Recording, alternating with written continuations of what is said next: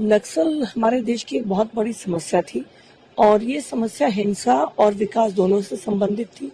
कुछ जिले जो कि 500 से अधिक थे नक्सल की वजह से प्रभावित थे और विकास में उनकी भागीदारी नहीं हो पा रही थी। इसीलिए सरकार का ये हमेशा से प्रयास रहा कि नक्सल मुक्त इन जिलों को कैसे किया जाए और बहुत खुशी की बात है कि टारगेट तय किया गया था 31 मार्च 2026 और हमने पिछले सालों में देखा कि ज्यादातर नक्सलियों ने विकास की धारा में आने के लिए खुद सरेंडर किया है।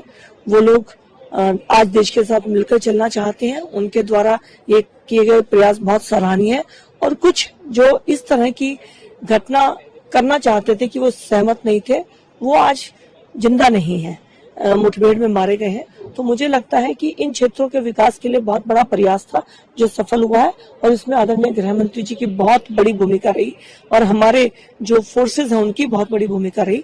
फोर्सेज का भी बहुत बहुत धन्यवाद और आदरणीय गृह मंत्री जी को भी साधुवाद। जी सर, साथ ही ममता बनर्जी जो है उनका कहना है कि अगर आप बीजेपी को वोट देते हैं, बीजेपी सरकार में आती है तो आपको फिश और एग खाने को नहीं मिलेगा। भारतीय जनता पार्टी न केवल अपने व्यवहार में बल्कि देश में या कहीं पर भी लोकतंत्र को मानती है। किसी भी व्यक्ति की खाने पीने की अपनी चॉइस होती है, उसकी अपनी पसंद होती है, वो जो भी खाना चाहे।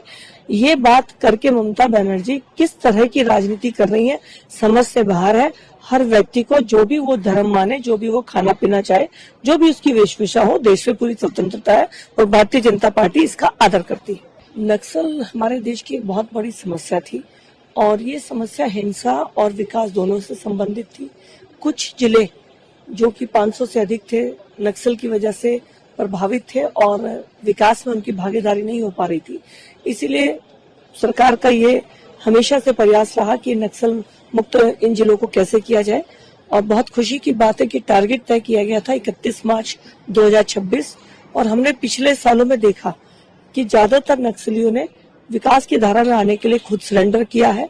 वो लोग आज देश के साथ मिलकर चलना चाहते हैं। उनके द्वारा ये किए गए प्रयास बहुत सराहनीय है और कुछ जो इस तरह की घटना करना चाहते थे कि वो सहमत नहीं थे, वो आज जिंदा नहीं है, मुठभेड़ में मारे गए हैं। तो मुझे लगता है कि इन क्षेत्रों के विकास के लिए बहुत बड़ा प्रयास था जो सफल हुआ है और इसमें आदरणीय गृह मंत्री जी की बहुत बड़ी भूमिका रही और हमारे जो फोर्सेज हैं उनकी बहुत बड़ी भूमिका रही। फोर्सेज का भी बहुत बहुत धन्यवाद और आदरणीय गृह मंत्री जी को भी साधुवाद। जी सर, साथ ही ममता बनर्जी जो है उनका कहना है कि अगर आप बीजेपी को वोट देते हैं, बीजेपी सरकार में आती है तो आपको फिश और एग खाने को नहीं मिलेगा। भारतीय जनता पार्टी न केवल अपने व्यवहार में बल्कि देश में या कहीं पर भी लोकतंत्र को मानती है। किसी भी व्यक्ति की खाने पीने की अपनी चॉइस होती है, उसकी अपनी पसंद होती है, वो जो भी खाना चाहे। ये बात करके ममता बनर्जी किस तरह की राजनीति कर रही है, समझ से बाहर है। हर व्यक्ति को जो भी वो धर्म माने, जो भी वो खाना पीना चाहे, जो भी उसकी वेशभूषा हो, देश में पूरी स्वतंत्रता है और भारतीय जनता पार्टी इसका आदर करती है।